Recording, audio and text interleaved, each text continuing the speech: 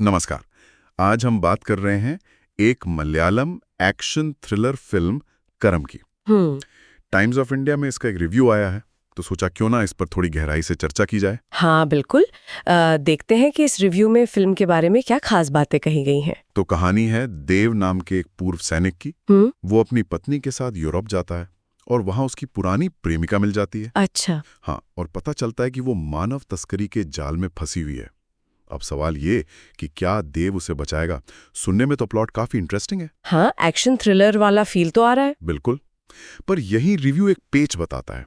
कहता है कि फिल्म का लुक, मतलब प्रोडक्शन वैल्यूज, वो सब तो बढ़िया है, सिनेमेटोग्राफी, लोकेशंस वगैरह, लेकिन स्क्रिप्ट और किरदारों में मतलब वो दम नहीं लगा समीक्षक को। अच्छा, ये तो गड़बड़ है। हाँ, तो आज यही समझना है कि इतनी कोशिशों के बाद भी फिल्म क्यों खरी नहीं उतरी रिव्यू के हिसाब से। देखिए, आजकल मलयालम सिनेमा में काफी नए एक्सपेरिमेंट्स हो रहे हैं, जो अच्छी बात है। जी, बड़े स्केल पर, अलग जॉनरा में। सही बात है। पर ये रिव्यू दिखाता है कि कभी-कभी ये कोशिशें अगर नींव मतलब कहानी और किरदार मजबूत ना हो तो वो फेल भी हो सकती हैं।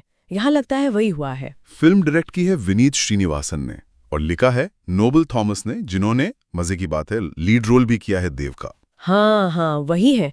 और रिव्यू में उन्हीं के किरदार देव पर काफी सवाल हैं। हाँ, बताया गया है कि देव का कोर्ट मार्शल हो चुका है, मतलब सेना से निकाला गया है किसी वजह से। और अतीत में उसकी वजह से उसकी प्रेमिका की जान भी जोखिम में पड़ चुकी है। मतलब बैकग्राउंड काफी सीरियस है किरदार का। बिल्कुल। और रिव्यू इसी बात पर उंगली उठाता है कि इतनी बड़ी घटनाओं के बाद भी कोर्ट मार्शल, प्रेमिका की जान खतरे में पड़ना, देव पर इसका कोई खास असर दिखता नहीं है। अच्छा, मतलब वो एकदम चिल है, खुशी खुशी एक डॉक्टर से शादी करके सेटल हो गया है। समीक्षक को लगता है कि किरदार अपने अतीत का वजन महसूस नहीं करता, वो कनेक्शन मिसिंग है। हाँ, ये थोड़ा अजीब लगता है सुनने में। और रिव्यू एक और बात कहता है। क्या? कि बाद में जब देव को पता चलता है कि उसकी एक्स गर्लफ्रेंड मुसीबत में है, तो वो सोचता है कि शायद उसने कांटेक्ट करने की कोशिश ही नहीं की होगी। जबकि रिव्यू के मुताबिक देव खुद कांटेक्ट रखने में बुरा था। और जब तक वो लड़की ठीक हुई तब तक तो ये भाई साहब शादी भी कर चुके थे। ओह, तो मतलब किरदार की हरकतें और उसकी सोच में तालमेल नहीं है। हाँ, कुछ ऐसे ही लगता है। इससे किरदार पर भरोसा करना मुश्किल हो जाता है ना? सही कहा। और एक्शन थ्रिलर में अगर आप हीरो से ही कनेक्ट नहीं कर पा रहे, उसके मोटिवेशन को समझ नहीं पा रहे, तो फिर फिल्म का असर कम हो जाता है। बात सिर्फ लॉजिक की नहीं, इमोशनल जुड़ाव की भी है। शायद इसीलिए फिल्म की रेटिंग्स भी कुछ खास नहीं है।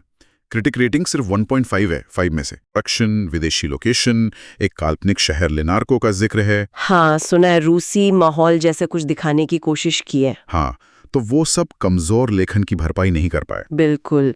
ये बात फिर से वही साबित करती है कि किसी भी फिल्म की जान उसकी स्क्रिप्ट और किरदार ही होते हैं।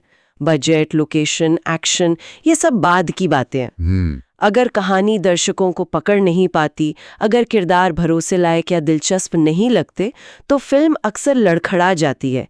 इस रिव्यू के हिसाब से करम के साथ यही दिक्कत हुई। तो मतलब इस पूरी बातचीत से यही समझ आ रहा है कि करम इस रिव्यू के नजरिए से एक ऐसी फिल्म है जिसमें पोटेंशियल तो था। हाँ, कागज पर तो सब अच्छा लग रहा होगा, international setting, action thriller genre, कुछ नया करने का जज्बा। हाँ, पर कहानी कहने की जो बेसिक कला है, मतलब स्क्रिप्टिंग और कैरेक्टर डेवलपमेंट, उसमें शायद चूक हो गई। बिल्कुल।